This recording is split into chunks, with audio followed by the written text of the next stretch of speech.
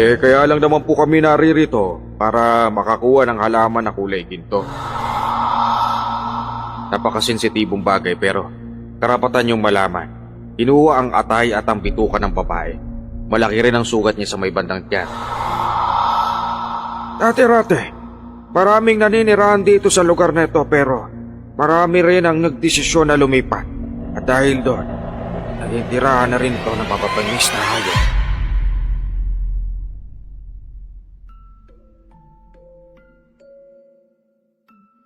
Ang tiwala ay napakahirap ibalik, lalo na kung ito ay tuluyan ng nasira.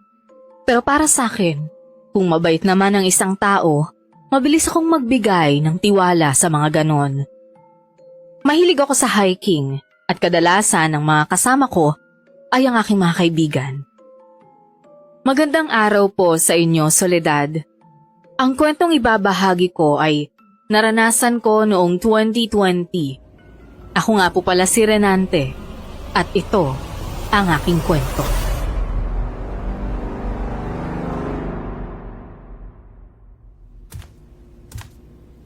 O Tibor, mga gamit, nalagay mo na ba lahat sa bag? Baka mamaya kung kailan aalis na tayo, saka ka pa magliligpit ha? Ay oo naman, Renante. Kanina pa ako handa, no? Hinihintay ko lang na dumating yung mga kaibigan ko. O basta kapag nandun na tayo sa bundok, wala na magpapabuhat ha? Ay oo naman! At saka excited na rin akong umalis dahil marami naman tayong pupuntahan. Maraming boys. Paano naman yung kapatid mo, isasama mo rin? Oo. Wala na akong mapag-iiwanan dyan eh. Hindi pa ba sila nakatawag sa'yo na alis na tayo? Hindi pa eh. Baka mamaya-maya patatawag na rin yung mga yun. Siguro marami pang hindi nakakarating. Sige, pupunta na lang muna ako sa banyo saglit. Iayos ko na lang rin muna yung mga gamit ng kapatid ko, ha? Pumasok ako sa banyo at inayos ang sarili ko. Maya-maya pa, pinuntahan ko ang kapatid ko sa kwarto namin at nakita ko na nakahanda na ito. Ilang minuto pa nakalipas, tinawag na rin ako ni Tibor. Renante! Ready na ba kayo ni Nonoy? Alis na tayo. Oo, handa na kami. Sandali lang lalabas na kami ng kapatid ko.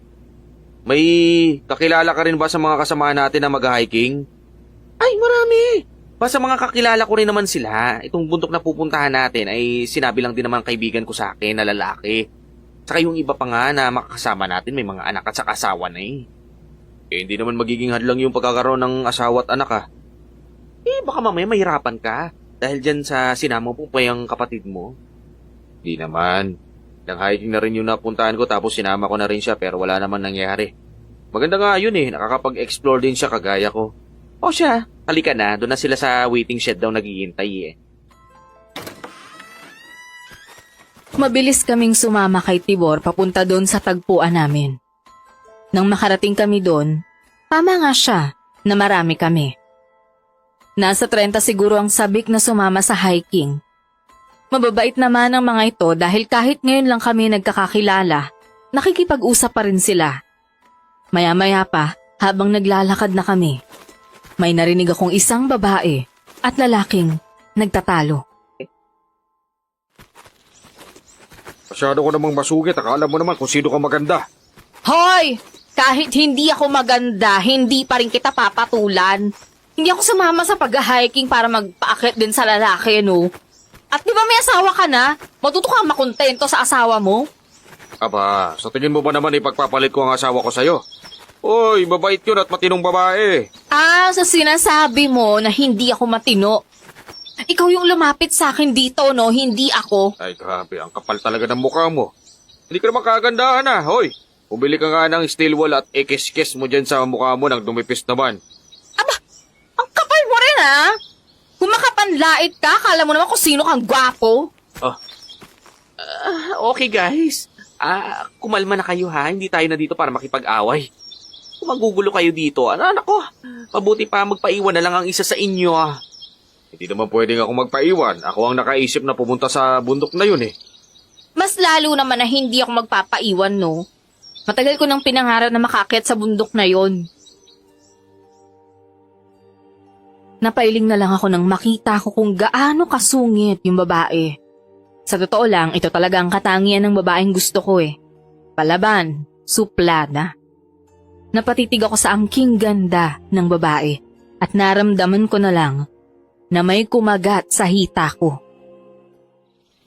Ari ko naman, ba't ka pa nangangagat? Pagod na ako, kuya. Kargay mo naman ako. Ano? O wala pa nga tayo sa paanan ng bundok eh. Papakarga ka na kagad. Sige na, kuya. Ay naku, ako na lang kakarga sa'yo, Nonoy. Tupuyan mo kasi mukhang natipuan yung babae kaya ayan, nagpapakyut. Uy, naku, hindi ah. Hi, Tibor. Pakilala mo naman ako dito sa lalaking kaibigan mo. Ay naku, magtigil-tigil ka nga, Maisa. Mamaya siya naman yung ipahiya mo sa mga kasamahan natin. Kung ayaw mo palang may lalaking lumalapit sa'yo, aba, magpakatino ka. Hindi yung landi ka ng landi tapos ikaw pa itong nagagalit. Hindi ko naman kasi type yun, no? Nakakainis lang kasi kanina pa siya nagpapapansin, hindi naman gwapo. Etong kasama mo, ayan o, grabe, tisoy. Ay, pambiktima ka na lang ng ibang lalaki, hindi yung kaibigan ko, ha? Kung ayaw mo akong ipakilala, o edi ako na lang ang magpapakilala.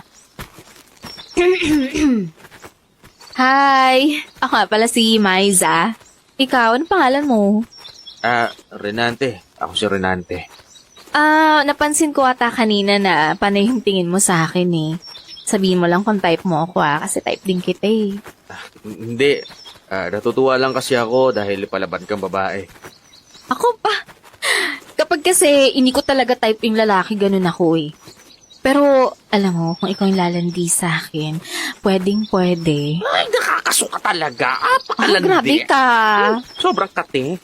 Paano ba naman napunta tayo sa kagubatan kaya maraming makakating insekto? Hoy, grabe ka, ang bitter mo, ha? Magkaibigan tayo tapos ganyan ka sa akin.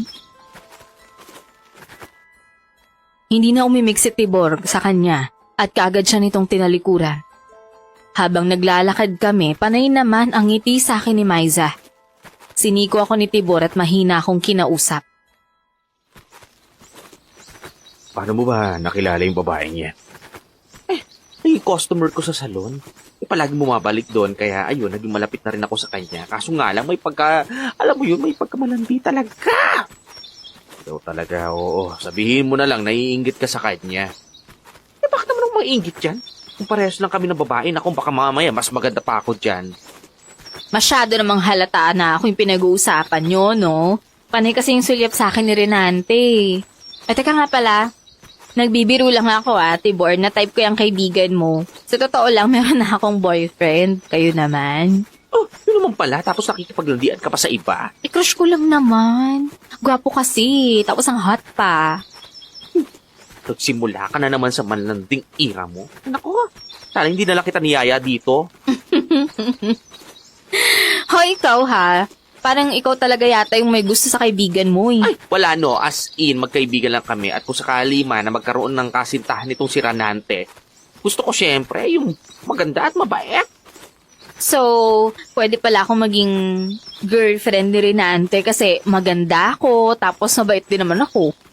Ay nako, tigil-tigilan mo ako, Maisa. Mamaya, masabunutan kita dyan. Napatawa naman si Maiza kay Tibor hanggang sa 1 oras pa ang nilakad namin at nakarating na nga kami sa paanan ng bundok. Malayo-layo pa ang lalakarin namin para makarating kami sa tuktok. Hindi rin namin inaasahan na may makikita kaming ilang kabahayan doon. Meron pang nag-offer sa amin ng mga kamoting kahoy at kung ano-ano pa. Hanggang sa napadaan kami sa balon. May babae roon na nag-iigib.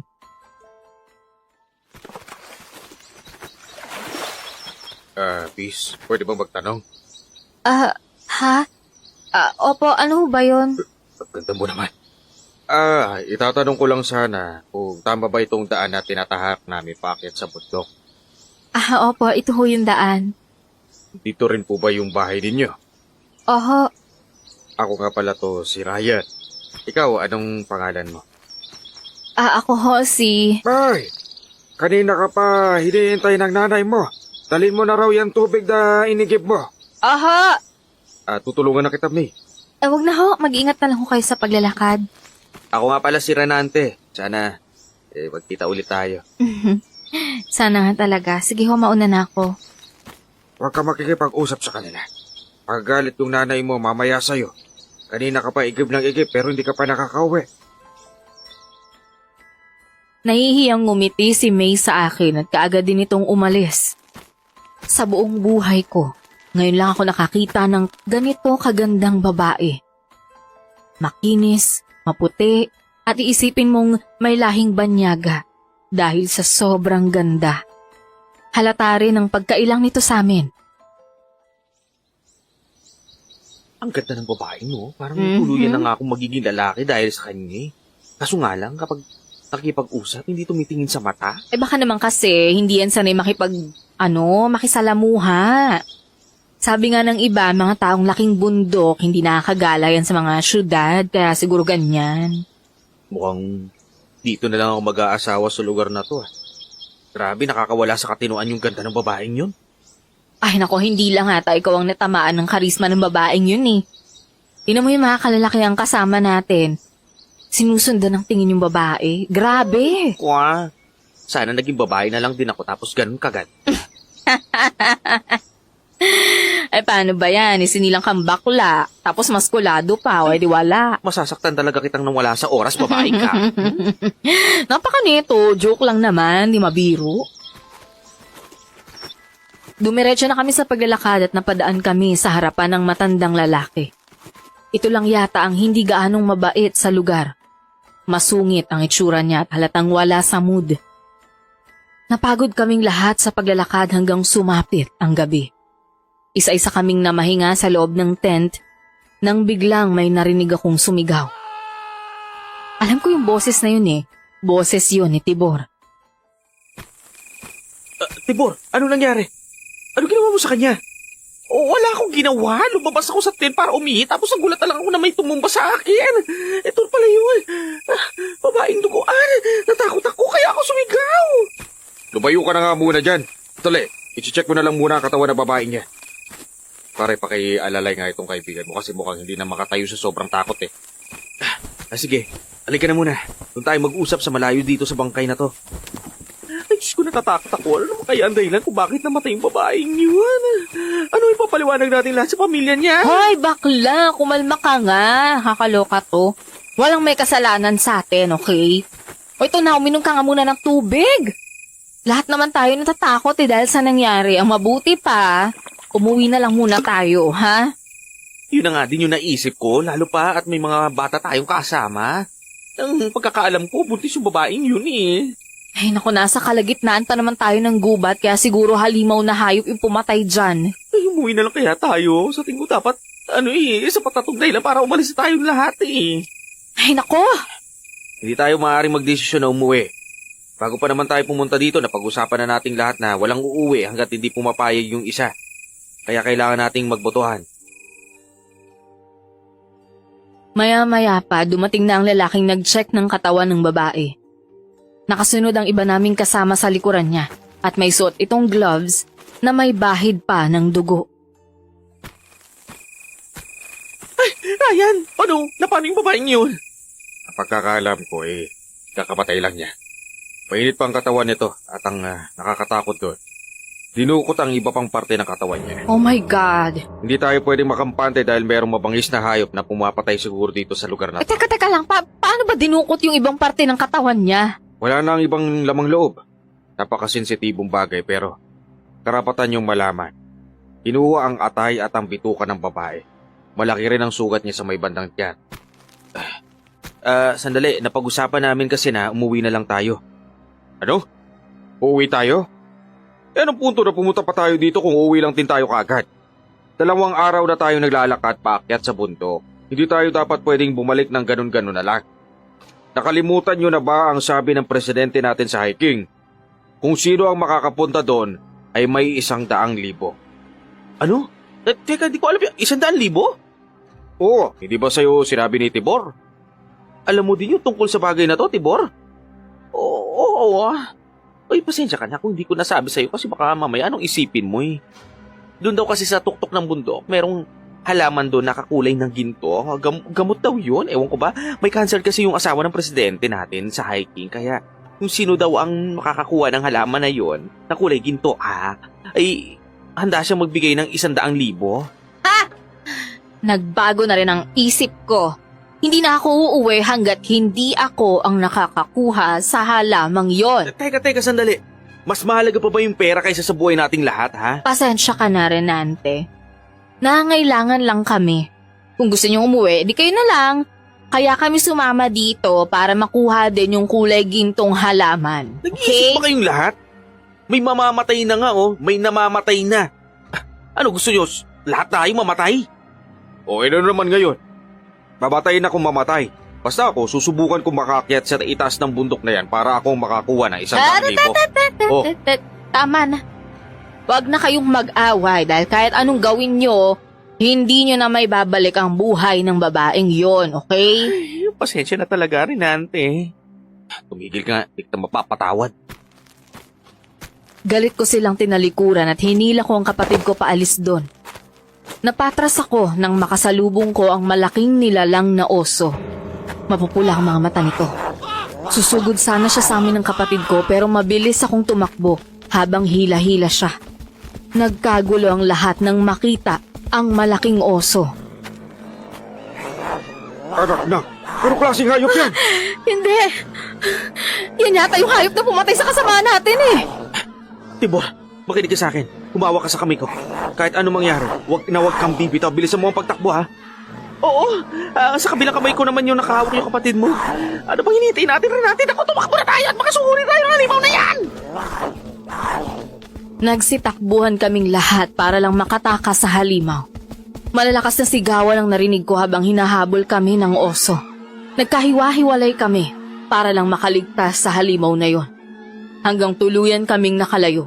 Isa-isa kaming nagtago sa bangin kaya agad kong hinanap ang kapatid ko pero hindi ko siya nakita. Teka, napansin mo ba yung kapatid ko? Di ba nakahawak siya sa kabilang kamay mo kanina? Oo. Mahigpit nga siya nakahawak sa akin eh. Teka, huwag mo sabihin na. Nawawala kapatid mo ah! Imposibleng maiwan siya doon. Naramdaman ko kanina nakahawak siya eh. Saan kaya nagpunta yung batang yun? Ewan ko. Babalikan ko yung kapatid ko doon. Hindi pwedeng may mangyari sa kanyang masama. Pwede ba? Tumigil ka nga rin, ante. Pag binalikan mo siya doon, mamamatay tayong lahat dito. Marami na sa kasamahan natin ang nawala at hindi lang ang kapatid mo. Kapatid ko yun, kaya hindi pwedeng wala akong gagawin dito. Huwag kayong maingay. May mga naririnig akong tunog ng hayop. Sa tingin ko, dito sila papunta. Yung kapatid ko, nawawala. Tutulungan ka namin hanapin ang kapatid mo kapag nakaalis na ang mga hayop na humahabol sa atin. Tumahimik ako nang papalapit na ang tunog at yabag ng oso sa kinaroroonan namin. Hindi ko mapigilang hindi maiyak. Hindi ko talaga inaasahan na ito ang kahahantungan naming magkapatid. 6 na taon si Nonoy nang simulan ko siyang isama sa bawat hiking na pupuntahan ko. Maya-maya panawala na ang tunog ng oso, kaya isa-isa kaming umalis sa bangin. Tulungan niyo akong hanapin ang kapatid ko, pakiusap po. Huwag ka mag-alala. Babalik talaga tayo doon. Wala tayong ni isang gamit na dala kaya kailangan natin bumalik para makakuha man lang. Sa tingin mo ba buhay pa yung kapatid mo? Sa bangis ng osong yun, siguradong walang mabubuhay doon. Tumahimik ka nga, Maisa. Malay mo naman, ha? Buhay pa. Hindi ko masyadong mo pinapalala ang sitwasyon eh. Buhay pa ang kapatid niya at maliligtas siya ni Renante. Alam niyo, nung maliit pa ako, nakapunta na ako sa lugar na to eh. Kaya may alam ako dito. Huwag kayong mag-alala, handa akong tumulong para mahanap ang kapatid mo. Walang uuwi hanggat hindi natin nahahanap ang kapatid mo, Renante. Hay nako, basta ako mahalaga sa akin ng 100,000 kaysa magligtas sa buhay ng ibang tao, no? Pwes, kung mas mahalaga sa iyo ang pera, di ko kayo pipilitin na tumulong sa akin. Hahanapin ko mag-isa ang kapatid ko kahit anong mangyari. Hahanapin natin ang iba pa nating kasamahan bago umakyat sa tuktok ng bundok. Kung meron man dito na ayaw tumulong, pwede na kayo maunang umakyat doon. Walang nakaimik sa sinabi ni Ryan. Bumalik kami sa tent at halos masuka kami nang makita ang iba naming kasamahan na wala ng buhay. Bawat bangkay nilapitan namin kaya nakahinga ako ng maluwag nang malamang hindi namatay si Nonoy. Wala dito ang kapatid mo kaya sigurado ako Buhay pa siya! Ang tanong, saan nga natin nahanapin ng kapatid niya? Ganito, ikutin natin ang parte ng paanan ng bundok na to. Hingi tayo ng tulong sa mga tao makikita natin dito para mahanap sila. Paano kung hindi naman natin sila makita? Sa loob ng 3 araw, kapag hindi pa natin sila nakita, aakyat na tayo sa tuktok ng bundok. Ikaw talaga may kasalanan nito eh. Ikaw nag-aya sa akin na pumunta dito sa delikadong lugar na to eh. Hindi ko naman alam na delikado dito eh. Saka, madalas na rin naman na tayo nag-hiking pero hindi naman nagkakaganito. Kapag talaga may nangyaring masama sa kapatid ko, hindi na kita kakausapin. Kalimutan mo na rin na magkaibigan tayo. Dahil lang sa pera, dinamay mo pa ako sa kalokohan mo. Sorry na. Pwede natin mahanap ang kapatid mo. Huwag ka maglala, magpapakain na lang ako sa mga alimaw na yun. Kaysa naman, habang buhay mo na akong hindi kausapin. Parusa yun eh. Wala nang oras para magsisihan tayo. Simulan na natin habang naghahanap ang iba pa nating mga kasamahan. Sure ka bang alam mo ang pasikot-sikot sa lugar na to? Mamaya pahamak mo lang kami? Ano bang tingin mo sa akin? May sira ang tuktok ko. Kung ay ipapahamak man ako, hindi yung sarili ko, kundi ikaw. Masyado kang maingay. Palibhasa kayong mga babae, 2 bibig ninyo. Mas maingay naman siguro sa akin yung asawa mo, no? Ikaw na babae ka. Alam mo, itiko mo na lang yung bibig mo. Wala ka namang maitutulong eh. Inirapan ni Maiza si Ryan at padabog itong nauna. Gulong-gulo ang utak ko dahil sa nangyari. Ang hiling ko lang sa mga oras na yon sana ligtas ang kapatid ko. Nagsunod-sunura naman kami kay Ryan dahil ito ang may alam sa amin. Hindi na rin kami nagreklamo kahit sumusot na kami sa matataas na mga damo. Dati-rati, kung may daan pa rito. Siguro wala na masyadong pumupunta dito dahil may mga talahib na rin. Dahil medyo may kalayuan nga itong lugar na to. Bakit naman napunta ka dito dati? Siyempre mga ngaso ang lolo ko dati, kaya palagi ko siyang sinasamahan. 3:00 pa lang, ng madaling araw, maalis na kami ng bahay at nakakarating kami dito ng 6:00 ng umaga. Noong mga panahon kasi na yon, walang nangangaso dito, kaya nakakabuelo kami. Mga tao kasi dito takot eh. Gaano ba kagaling bilang mga ngaso yung lolo mo?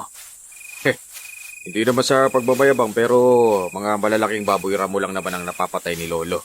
Gamit yung pana niya. Teka, sandali nga, sandali. Mukhang hindi naman ito yung daan eh. Parang masyadong malayo na to dun sa pinanggalingan natin eh. Natural, naghahanap tayo kaya nga iniikot natin eh. Ito kasi babae na to masyadong reklamadora. Sumapit ang umaga pero hindi ko pa rin nahanap ang kapatid ko. Napatigil ako sa paglalakad nang may makita akong pulang panyo. Alam kong sa kapatid ko yon, kaya nabuhayan ako ng loob sa pag-iisip. Nabuhay talaga siya. Teka. Sa kapatid ko tong panyo na to. Ibig sabihin, dito siya dumaan. Kung dito siya dumaan, bakit walang bakas dito? Lang naman lumipad yun. Hindi ako nakikipagbiruan dito, Maisa. Kahit isang beses lang, pwede bang magseryoso ka naman? Sana nga ikaw na lang yung nawala imbis na yung kapatid ni Renante. Hoy, ang sama niyo naman sa akin. Pinapagaan ko lang naman yung sitwasyon eh.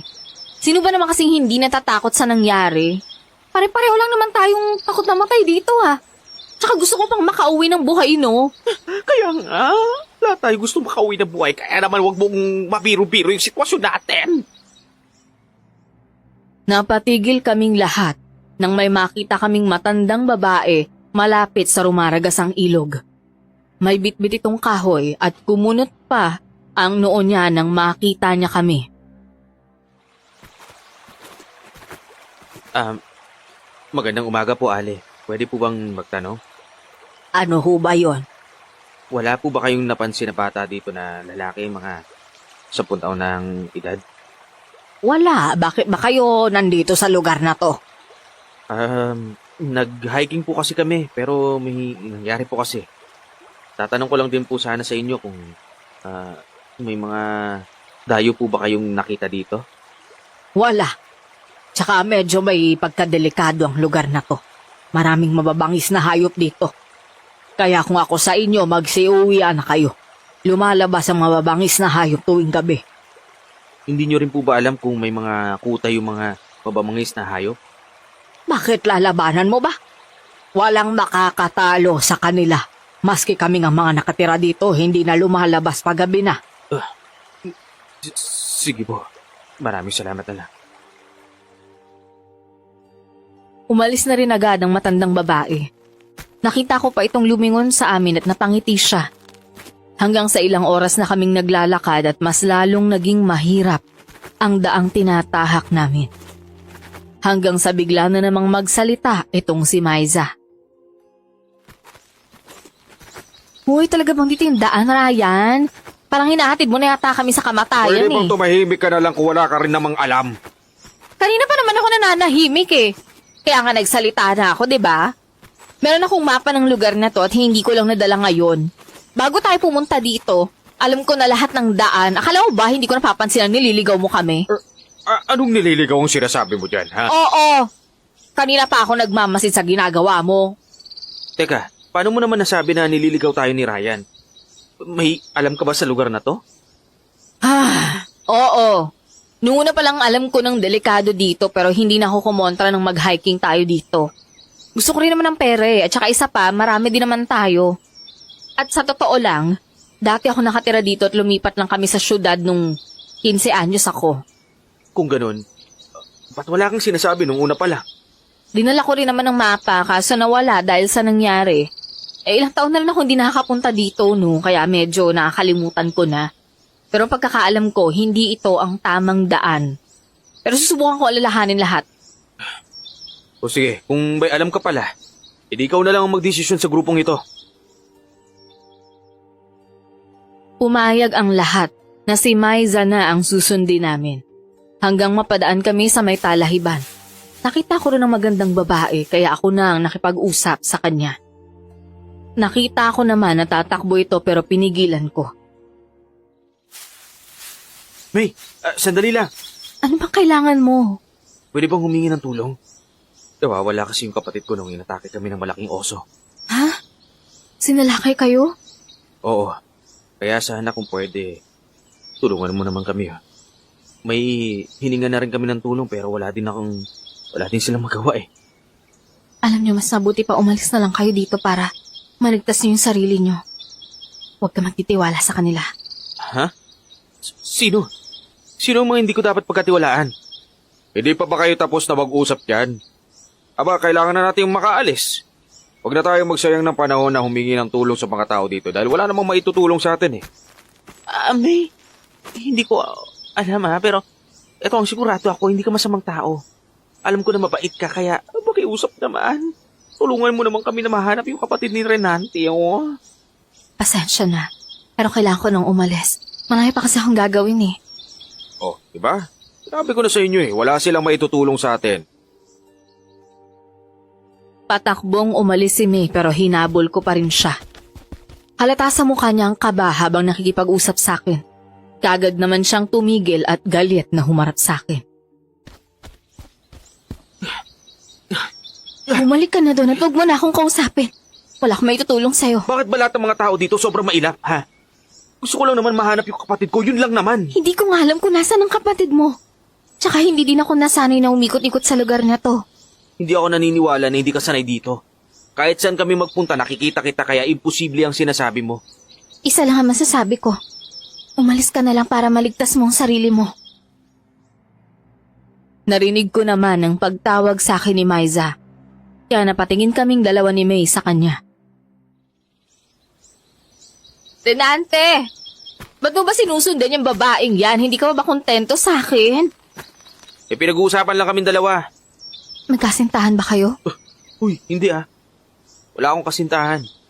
O sige, kung wala kang maitutulong, sige, aalis na kami. Saka nga pala, sa'yo na tong kwintas ko. Tandayan na pakikipagkaibigan ko sa'yo. Ha? Salamat. Nang tinanggap ni May ang kwintas na binigay ko, nagmamadali itong umalis. Bumalik naman kami ni Maiza sa kinaroroonan ng iba pa naming kasama. Ay naku ah, grabe naman, wala man lang sinabi yung babaeng yun. Mukhang natatakot sa tao eh. Tara na nga, maglakad na ulit tayo habang hindi pa dumidilim oh. Nakakapagod at nakakauhaw pero hindi ako maaaring sumuko. Kung saan-saan na kami napadpad pero wala ni kahit isang bakas ng kapatid ko. nakakawala ng pag-asa. Pero ang kinakapitan ko lang ay hindi ganun kabilis sumuko ang kapatid ko. Hanggang sa ang matandang lalaki na naman uli ang nakasalubong namin. Manong, magandang araw po. Wala po ba kayong napansin na dayong naligaw dito? Wala. Diba nung una kitang nakita, marami kayo. Saan ba sila nagpunta at mukhang nagiwa-iwalay kayo tumakbo po kami na may sumalakay sa amin na halimaw. Kaya po kami nandito para hanapin sila. Huwag na kayong umasa na mga buhay pa ang mga yon. O sakali man na hindi sila naubos na kainin ng isang malaking oso, posibleng kinaladkad sila papunta sa kani-kanilang tirahan para doon kainin. Teka, kung ganun, may mga tirahan sila? Pwede niyo po bang ituro sa amin kung saan sila nakatira? Alam ko pero hindi ko ituturo dahil mamamatay kayong lahat kapag pinuntahan ninyo. Mamayang gabi, kabilugan ng buwan. Kaya sigurado akong maghahanap sila ulit ng mga bibiktimahin. Mag-iingat kayo sa mga mamapangis na hayop. OMG! Nakakatakot naman yun. Dati-dati wala namang ganun dito eh. Marami nang nagbago, Iha. Dati-rate, maraming naninirahan dito sa lugar na ito pero marami rin ang nagdesisyon na lumipat. At dahil doon, naging tirahan na rin ito ng mapapangis na hayop ang lugar na ito. O so paano naman ho kayo nakaka-survive dito araw-araw? Sa tuwing umaga lang kami nakakalabas ng bahay. Pero kapag sumapit na ang alas 5 ng hapon, hindi na kami lumalabas. Kaya kung gusto ninyong mabuhay, umalis na kayo rito. Kaya lang naman po kami naririto para makakuha ng halaman na kulay ginto. Wala na ang halaman na yon. Matagal nang namatay. Ano? Wala na pala yun, edi umuwi na lang tayo. Yun lang naman ang rason kung bakit ako sumama dito Hindi ako aalis dito hanggat hindi ko nakakasama yung kapatid ko. Huwag nyo nang ipagpatuloy ang paglalakad nyo dito. Bumalik na kayo. Lumipas ang 2 gabi ng paghahanap namin sa mga nawawala. Naubusan na kami ng pagkain at tubig. Nagpapasalamat na lang ako sa Diyos at buhay pa ako ng mga oras na yon. Bigla namang kumulo ang tiyan ko. Tanda na nagugutom na ako. Hindi ako mapakali habang nakaupo sa ilalim ng malaking puno. Ayos ka lang ba, Rinante? Kanina pa kita napapansin na inihimas mo yung tiyan mo. Pasensya ka na ha. Nadamay ko pa yung kapatid mo sa kalukuhan. Kung sana hindi ko kayo ininggan yung sumama dito, di sana hindi napahamak yung kapatid mo. Buti naman alam mo na. Kaya pala halos araw-araw mo sinasabi na ang ganda ng lugar na pupuntahan natin, yung pala iba yung rason mo. Nako, Tibor, mukha ka talagang pera. Nagsisisi na nga ako, yung pagkakamali kong nagawa na yun Sorry na talaga. Kagaya nga ng sinabi ko, handa akong mamatay kapag hindi natin nakita yung kapatid mo. Ewan ko sa'yo. Sa lalo lang ako naguguluhan kapag kinakausap kita Hoy, kayong dalawa, nag-aaway na naman kayo, no? Hay nako, buti na lang naalala ko pang kakahuyan na to. Kaya ako kayo dinala dito dahil dati maraming prutas dito banda eh. Palayo na tayo ng palayo sa pinanggalingan natin Huwag naman sanang magsisi kaming lahat na ikaw ang pinakinggan namin. Pwede ba ha? Tumahimik ka nga. Hindi ako kagaya mo, no? Tingnan mo yung dinaanan natin, hindi matataas yung mga damo. Hindi gaya dun sa daan na tinuturo mo. Tamang-tama, nagugutom na ako. Dali maghahanap lang ako ng prutas.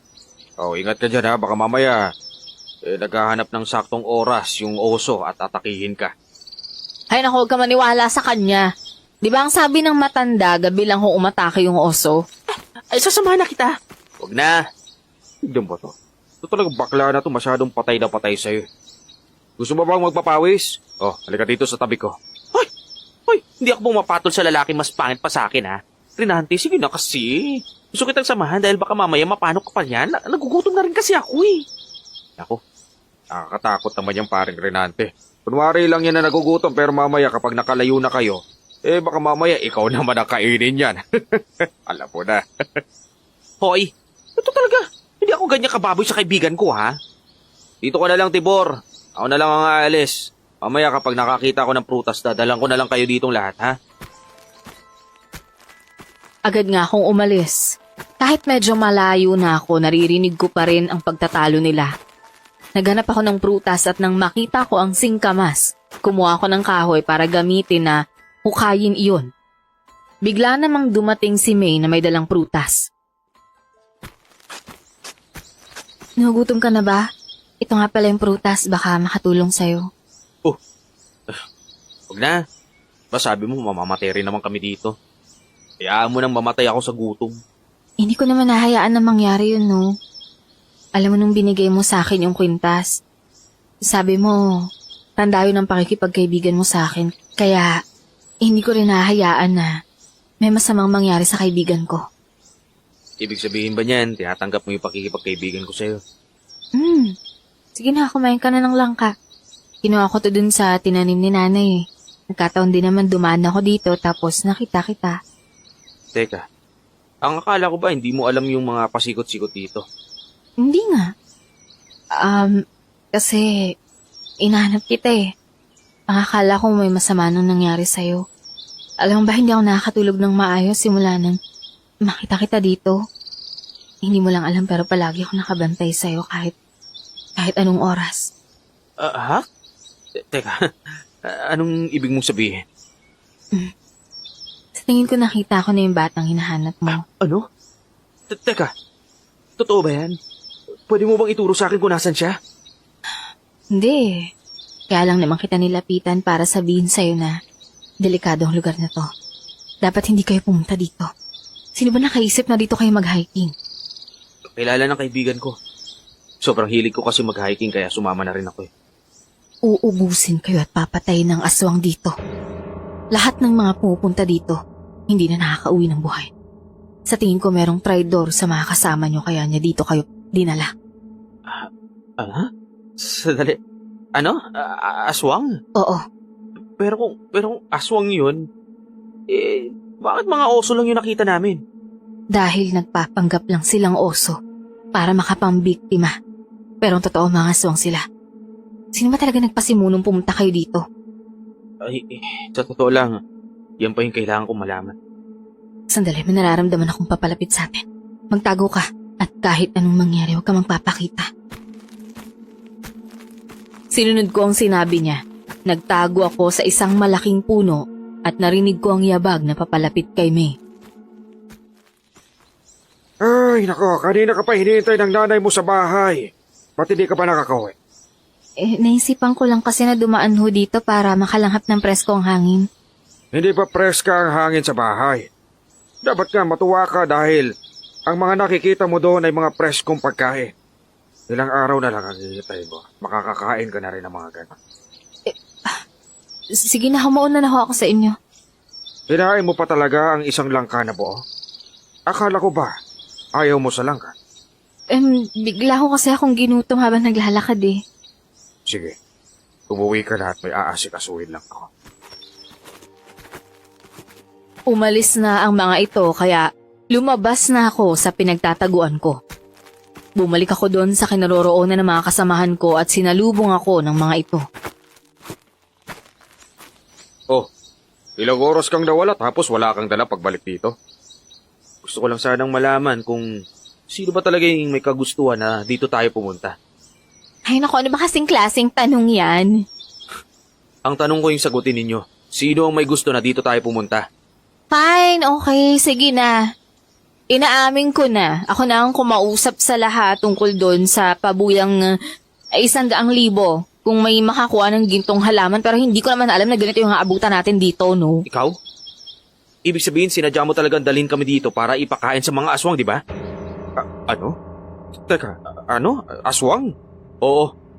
Aswang ang dahilan kung bakit namatay ang mga kasamahan natin. Talagang mauubos tayo dito at ikaw traidor ka. Mamamatay ka din. Ha? Uy, teka lang, ano pinagsasabi mo? Wala akong ginawa. Talaga lang ha. Sa oras na malaman ko na ikaw ang may pakana nito, mananagot ka sa akin. Paray Renante naman oh. Baliw ka ba? Hindi totoo ang mga aswang. Ikaw lang ata naniniwala dun eh. Ano bang nangyari at ganyan ang pag-iisip mo? Alam mo, nasisiraan ka na siguro ng ulo dahil sa hindi mo mahanap ang kapatid mo at sa gutom. Hindi na ako umimik sa kanila at galit akong tinalikuran sila. Sumunod naman sa akin si Tibor habang nag-uusisa. Renante, sandali. Ano ba kasi nangyari? Nagkausap kami ng babae. Sino babae?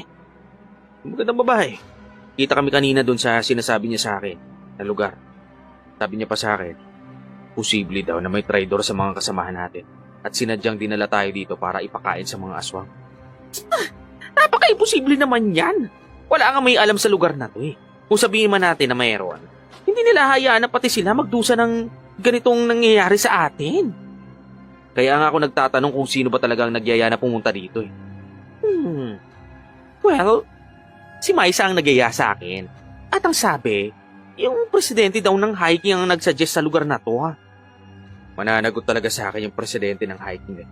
Ang tanong, bakit hindi siya sumama? Eh kasi nga daw, may sakit yung asawa niya. Kaya nga siya nagbigay ng 100,000 pabuyan, di ba? Biglang napaiyak si Maiza kaya lumapit naman kami sa kanya. Nagtatalo silang dalawa ni Ryan tungkol sa lugar na to.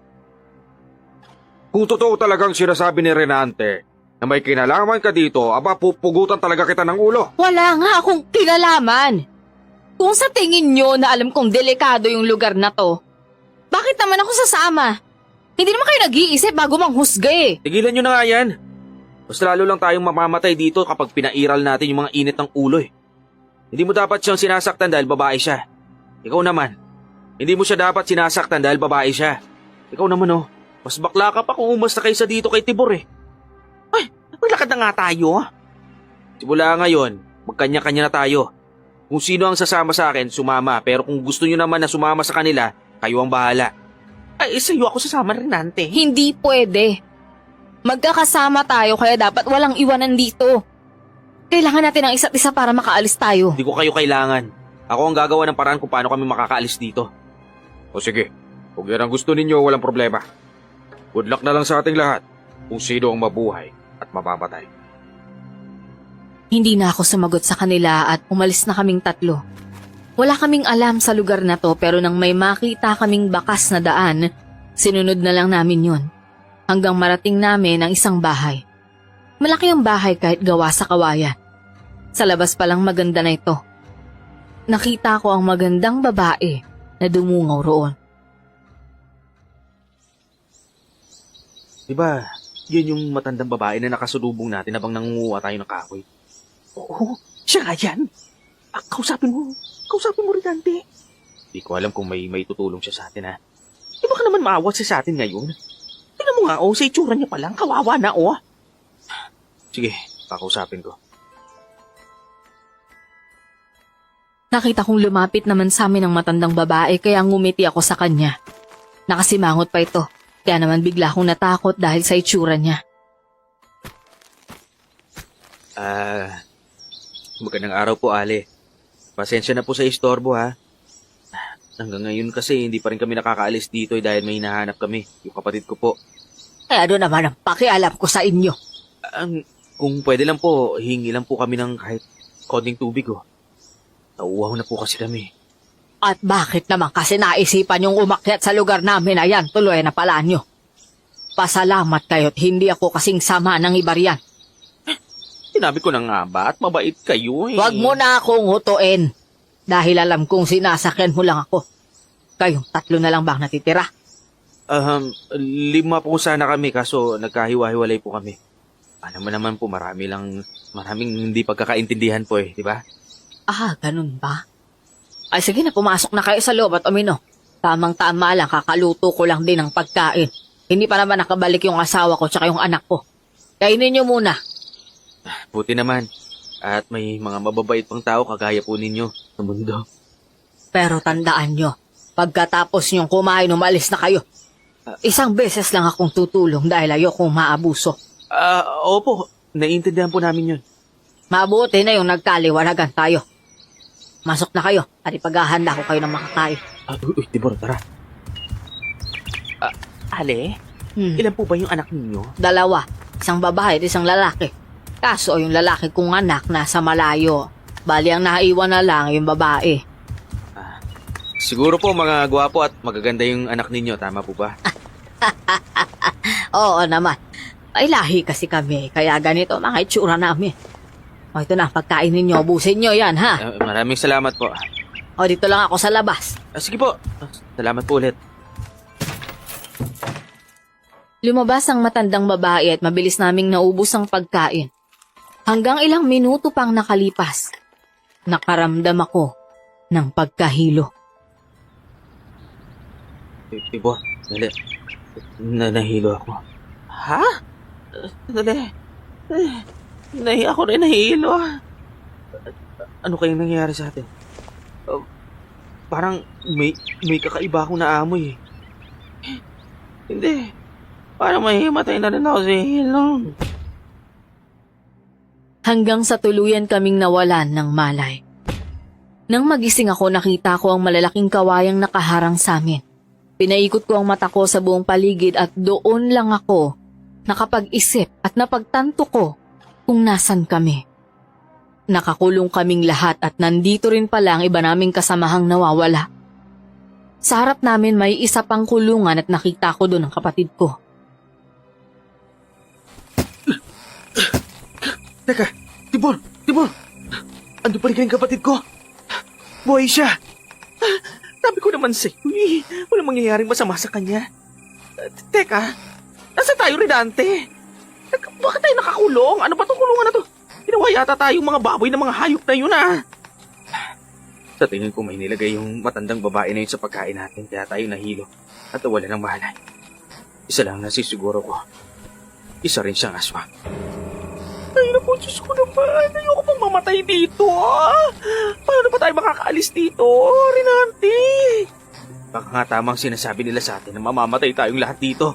Ay naku, may sabaligno pala lahat ng mga tao dito sa lugar na to Pero huwag tayo mawawala ng pag-asa. Makakaalis tayo ng buhay dito.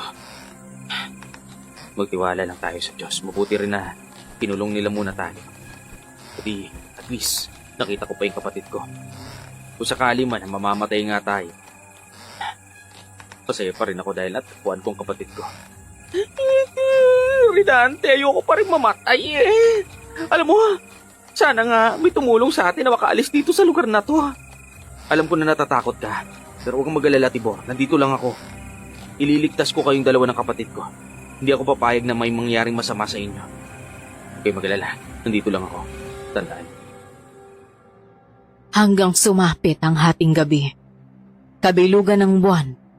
Biglang dumating ang matandang babae at may kasama itong 3 kalalakihan. Kakaiba ang itsura ng mga ito. Maitim ang mga mata, may pangil at matutulis ang kuko. Nag-iyakan naman ang lahat nang pumili ito ng taong kakainin nila.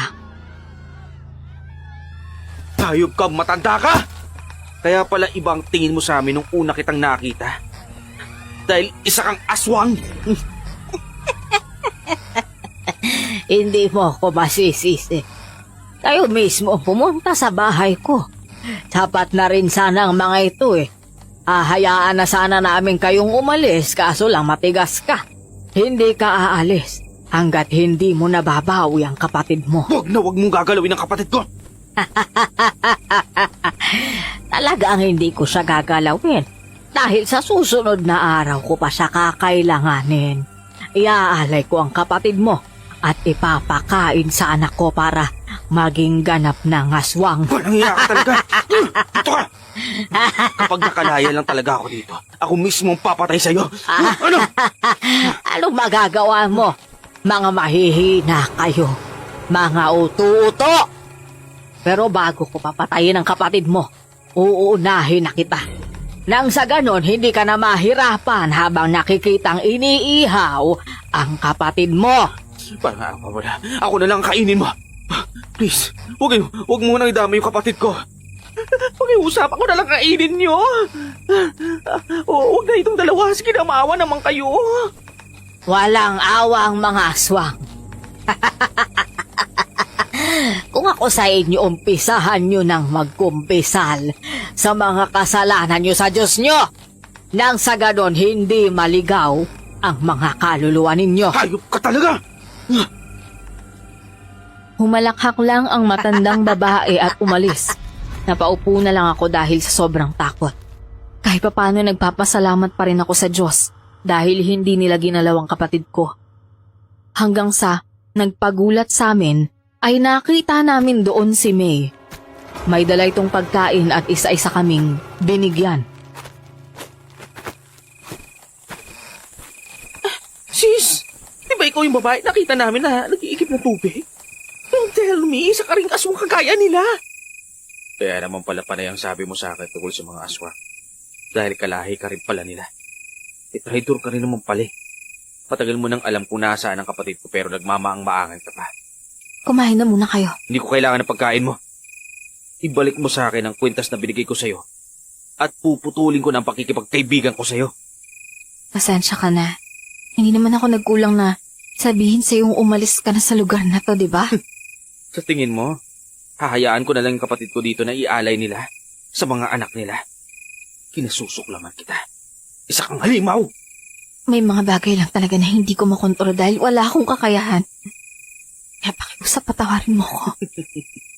Bakit naman kita patatawarin? Sino ka ba?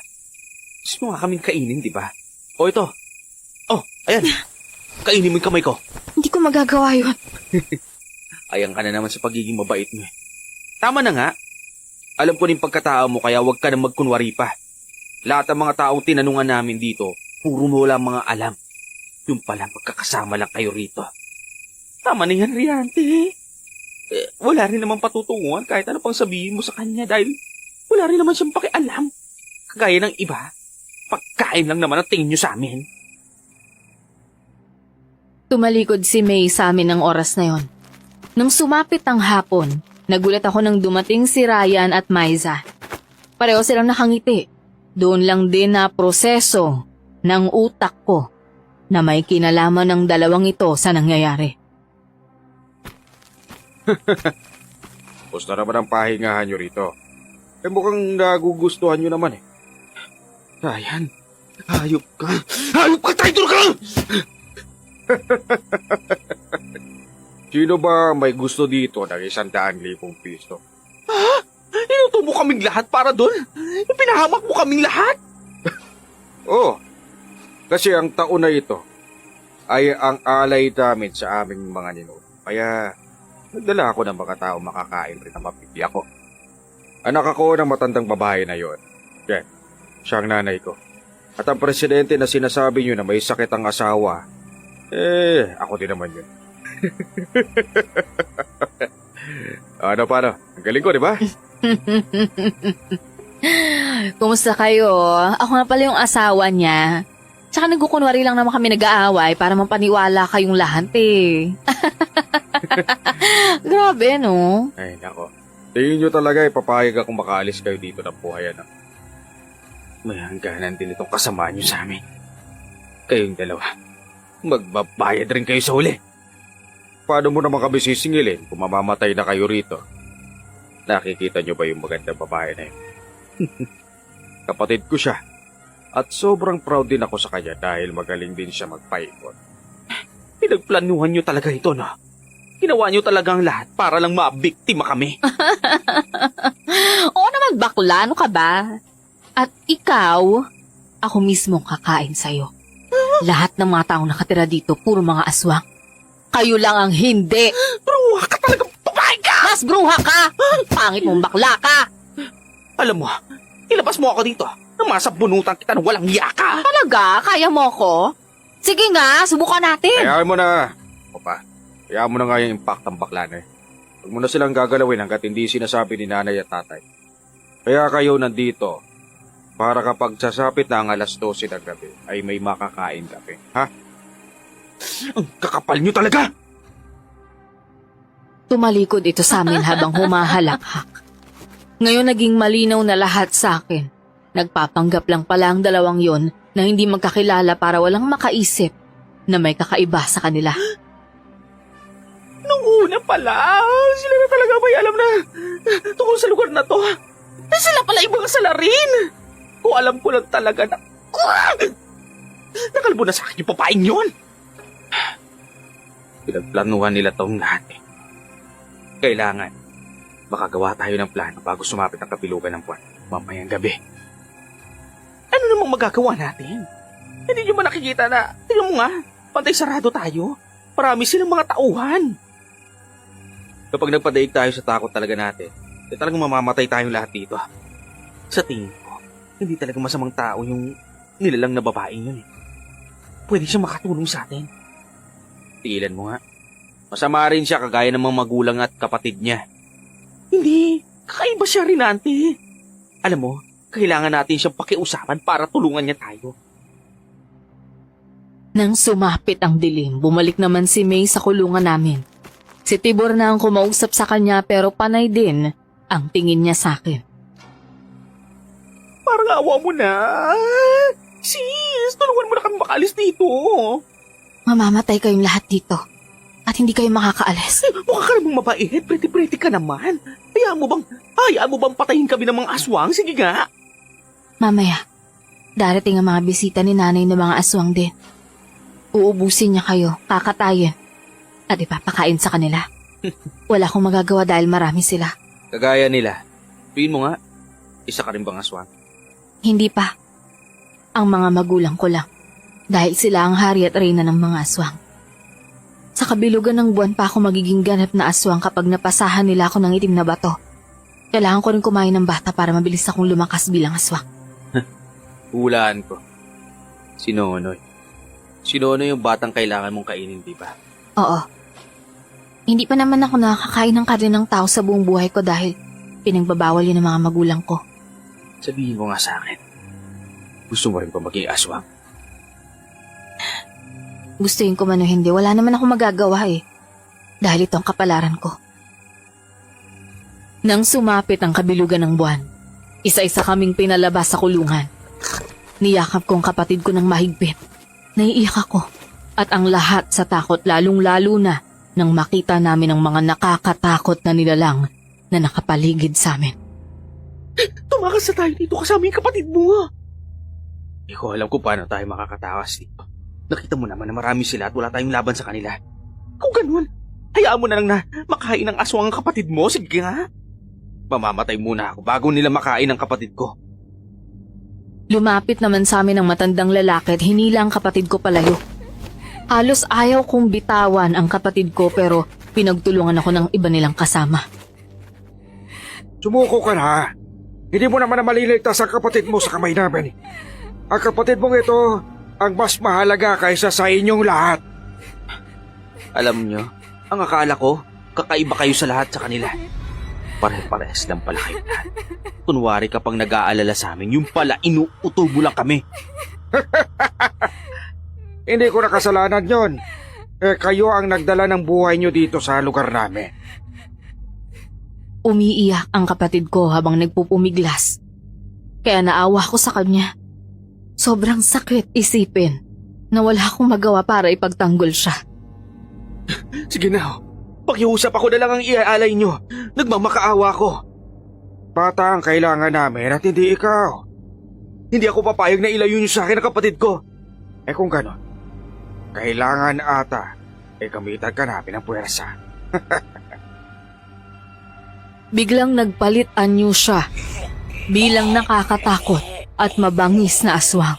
Halos hindi ako makakilos nang lumaki ang bibig niya at akmang kakainin at kakagatin ako. Parang awan nyo na po. Pabayaan nyo na kami makaalis dito. Hindi na kayo makakalis dito at wala na kayong magagawa pa. Gusto ko na talaga kayong kainin. Pero nagpipigil lang ako dahil hindi pa ako tapos sa mga ritual. Kunin niyo na ang mata at paliguan. Nagsasayang ka lang ng oras sa pakikipag-usap sa lalaking yan. Handa na si May at kailangan mo nang simulan ng ritual. Para makakain na tayo. Marami na rin bisitang dumarating. Wala na akong nagawa kundi ibigay sa kanilang kapatid ko. Hanggang matapos na itong paliguan, nagsimula ng magritual ang matandang lalaki. Nakita ko namang nakaupo si May sa harapan ni Nonoy at sa akin siya nakatingin.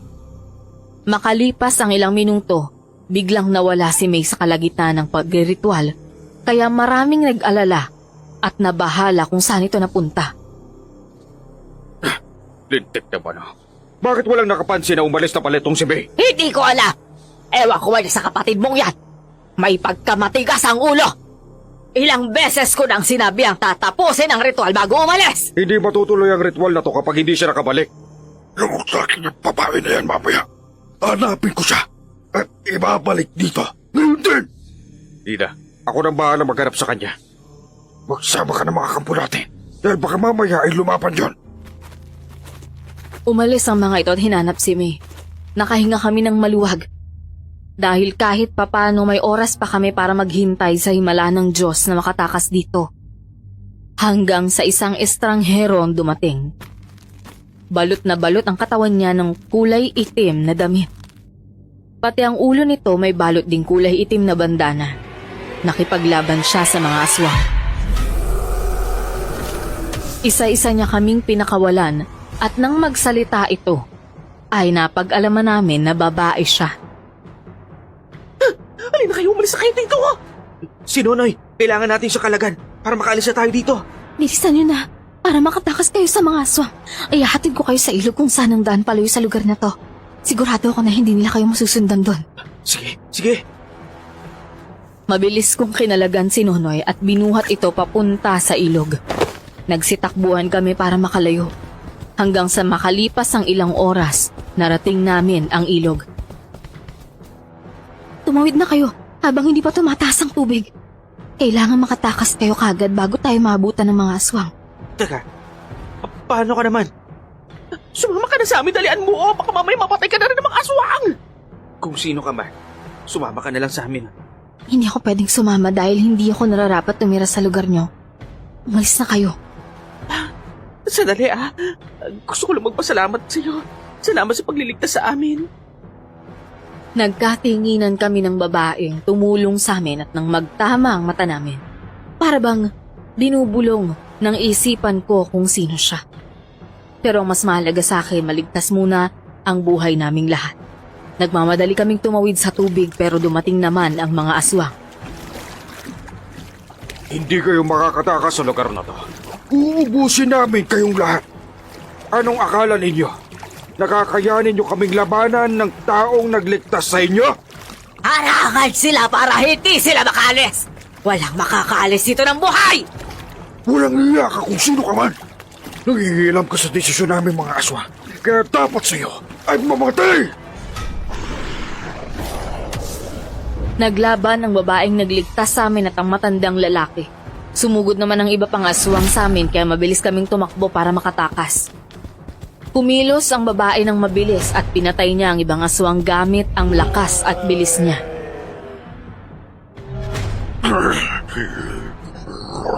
Paano mo nakawang mapatay ang mga alagad namin ng ganun lang? Hindi ka isang ordinaryong tao! Halata sa kilos niya na may kakayanan siyang lumaban kaya kailangan na magsanib tayo ng lakas para mapatay siya. Mag-iingat ka. Magtutulungan ka nila. Napatingin lang sa akin ng babae at naglaban sila ng mga aswang. Biglang natanggal ang nakatakip na itim na bandana sa mukha ng babae at ngayon ay naging klaro na sa lahat kung sino siya.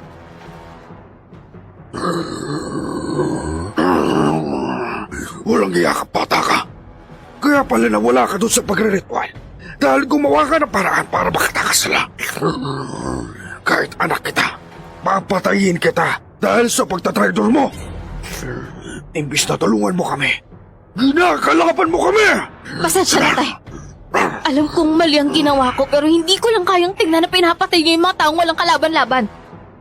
Darating din ang araw na magiging kagaya mo kami. At maiintindihan mo rin kaming lahat. Aswang ka rin.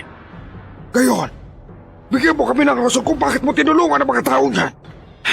Lalo na't wala naman silang bilang sa buhay natin. Dahil ayoko maging katulad niyo. Sa aming kagaling at magiging katulad ka namin sa ayaw mo man o sa gusto. Magiging aswang lang ako kapag tinanggap ko yung itim na bato, hindi ba? Ano bang nangyayari at nagbago ang isip mo? Anak ka namin kaya hindi ko hahayaan. Patayin ka ng tatay mo. Pero kapag magiging sagabal ka sa paghuli sa mga taong yan, kakalimutan kong anak kita! Anong klase ka ba, kapatid? Noon pa man, alam mo ng pagkain lang ang tingin natin sa mga tao. Hindi! Hindi ako magiging katulad niyo! Ayoko maging aswang. At kung maging aswang ako, Hinding-hindi ako kakain ng tao. Kung ganon, mukhang nakapagdesisyon ka na. Ibubuhis mo ang buhay mo para sa mga taong yan. Oo. Kahit mamatay ako, isusugal kong sarili ko para sa kanila. Dahil doon nagpalit anyo ang matandang babae bilang aswang. Meron itong malalaking pakpak at may matutulis na kuko. Lumipad siya para sugurin si May pero mabilis na nakailag ang dalaga.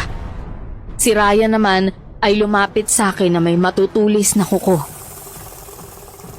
Ikaw talaga ang may kasalanan kung bakit nagbago ang desisyon ng kapatid ko. Dapat doon pa lang pinatay na kita. Hayop ka! Wala akong kasalanan. Siguro naisip lang ng kapatid mo na ayaw niyo maging kagaya mong masamang tao. Kaya ngayon, talagang papatayin na kita. Huwag mo naman saktan ng kaibigan ko. Hayaan mo na kami makalis dito. Mas maganda nga siguro kung uunahin kong patayin ang kapatid mong Torinante. At ikaw na bakla ka. Humanda ka sa akin! Sige, kung gusto talaga ng sabunutan, huwag kang magpapalitan nyo bilang aswang tao sa tao. Sige! Ibibigay ko ang kahilingan mong pangit ka! Sinugod ako ni Ryan, kaya nagpagulong-gulong ako sa damuhan at sa kanya ako sinipa. Nabitiwan ko ang kamay ng kapatid ko habang nakangiwi ako sa sakit. Bigla namang sinunggaban ni May si Ryan kaya nadukot nito ang puso ng kapatid niya. Nagulat ako nang makita ko kung paano patayin ni May ang kapatid niya. May, teka, bakit mo ginawa yun sa kapatid mo?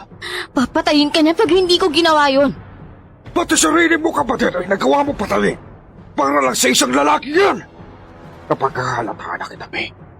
Siya pa ang lalaki sinasabi mo sa akin na napupusuan mo nung unang kita mo pa lang. Siya man yun o hindi. Maling-maling pumatay kayo ng taong walang kalaban-laban. Mas maling pinatay mo ang kapatid mo na walang ibang hangad kundi ang magdala sa atin ng pagkain. Sa sobrang galit ng matandang aswa, mabilis nitong nilapitan si May at sinakal. Itinaas niya si May habang mahigpit na sinasakal ang leeg nito. May nakita akong matulis na kahoy doon kaya kinuha ko yun at matapang na itinusok sa tagiliran ng matandang lalaki. Sige pa! Saksakin mo pa siya ulit ang matulis na kahoy! Patayin mo na siya, Renante! Walang iya kayo! Pinatay niyo ang asawa at binan ko! At ikaw na rin ang isusunod ko. Kinuha sa akin ni Tibor ang matulis na kahoy at sinaksak yon sa dibdib ni Maiza. Walang tigil niyang sinaksak ito hanggang tuluyan itong mamatay. Sobrang nagalit naman sa amin ang matandang babae. Dahil sa'yo, binata! Dahil sa'yo nagkagulo ang pamilya ko at nagpatayan. Dapat mong pagbayaran ang ginawa mo sa pamilya ko! Ang tagal mo talagang mamatay na aswag ka! Isa ako sa sinauna at malakas na aswang kaya hindi ako mabilis na mamamatay. Kahit gaano ka pa kalakas, mamamatay ka pa rin dahil hindi magtatagumpay ang mga masasama laban sa kabutihan. Di ko hayaan na mapatay mo siya, Nay. Hindi na kita kinikilalang anak dahil sa pagpatay mo sa tatay at kapatid mo! Nagtuos naman sina May at Aling Flora. Habang nag-aaway ang mga ito, bigla namang dumating ang iba naming kasamahang nag-hiking at may dalang kawayang matulis ang dulo. Kanina pa nag-aaway ang mga aswang dito. Saan kayo nanggaling? Baka naganap sila na maaaring makapatay sa mga aswang at ginawa nila itong mga matutulis na kawayan. Ano? Eto sandali. Kung ganoon, kailangan natin gamitin yan para mapatay ang mga matatandang aswang na yan. Teka, magpapatayan ba sila ng mag-ina? Akin na nga yung kawayan na matulis na yan. Sa tingin ko, hindi kakayanin ni May na labanan ng nanay niya dahil malakas to. Isa pa, hindi aswang si May kagaya niya. Tulungan natin si May. Alam mo, ayaw ko masyang mamatay dahil mabait siya eh. Nagulat ako nang marinig ko ang malakas na sigaw ni May. Napatingin kami sa kanya at nakita namin siyang duguan habang nakahandusay sa lupa. Tumakbo naman si Tibor para lapitan si May. Ayos ka na ba, May? Malas na kayo dito.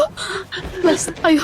Hindi kami pwedeng umalis dito. Hindi ka namin iiwan. Isasama ka namin sa mga bahay namin. Tatapusin na kita! Itong sa'yo matanda ka. Tinarakan ko siya ng 2 beses ng matulis na kawayan sa kanyang batok. Nagawa pa niya akong hampasin ng pakpak niya kaya agad naman akong tumalsik sa may ilog.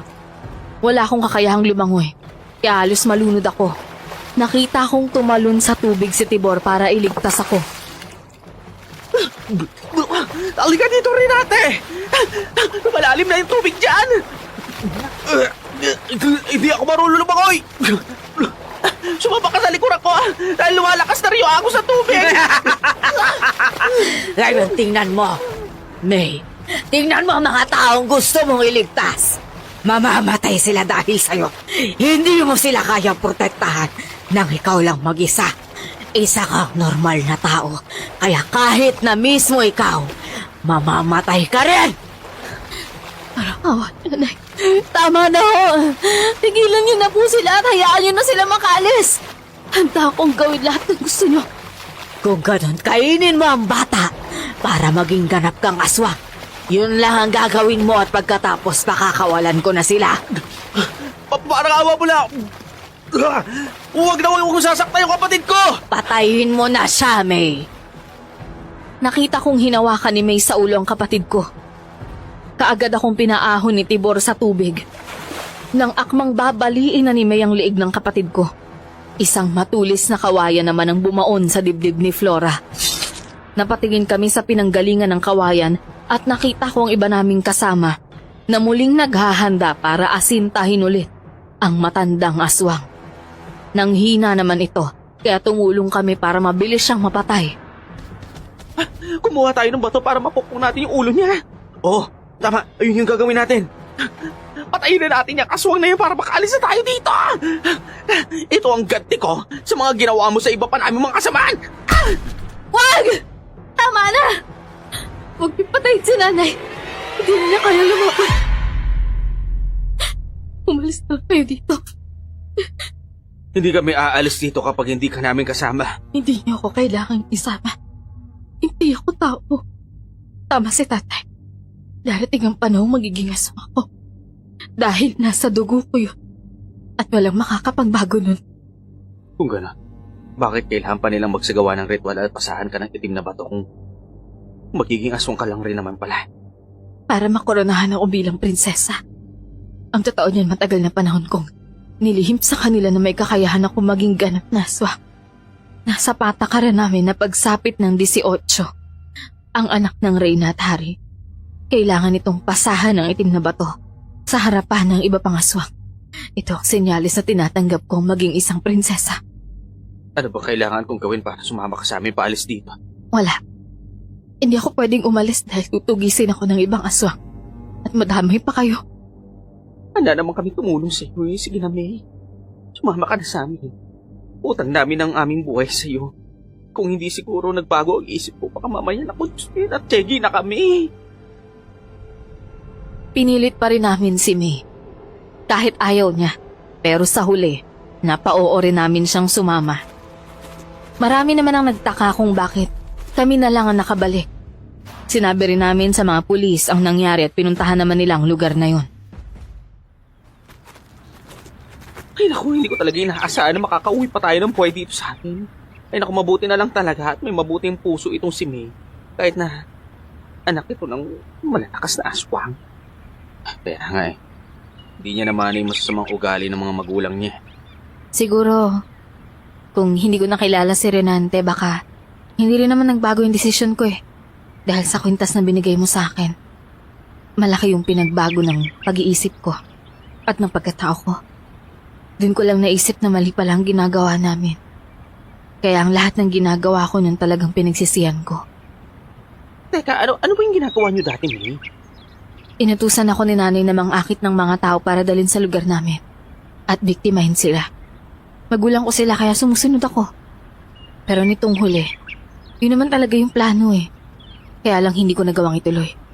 Sandali, ibig sabihin, napag-utusan ka rin nila na akitin ang lahat ng mga lalaking nag-hiking? Oo, yun ang plano namin ng pamilya.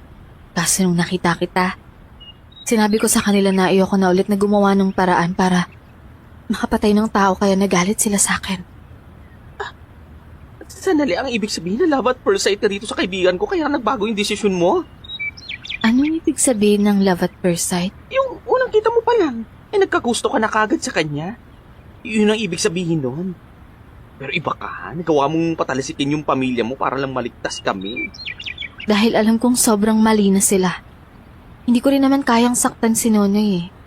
Nagsinungaling ako nung sinabi ko na hindi pa ako isang ganap na aswang.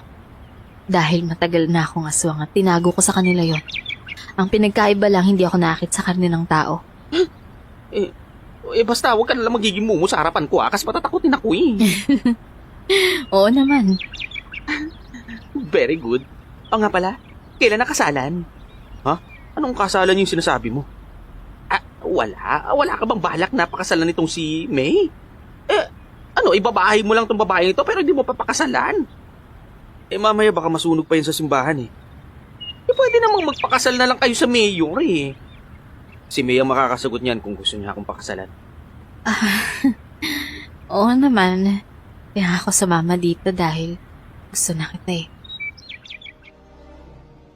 Kinilig ako ng mga oras na yon, Soledad, at hindi ko inaasahan na bigla kong matatagpuan ang babaeng magpapabago ng buhay ko. Sa ngayon ho, may 2 na kaming anak. Wala ring nakakaalam sa tunay niyang pagkatao kundi kami lang. Sa tuwing gustong kumain ni May ng mga laman loob, binibilan ko siya sa palengke. Sa kabila ng pagkatao ni May, ay nagsama pa rin ho kami ng masaya at matagal. Kaya ho, bibitinin ko na ho kayo sa buhay ko. Hanggang dito na lang ho ang sulat ko. Maraming salamat po, Soledad, at more power sa inyong channel.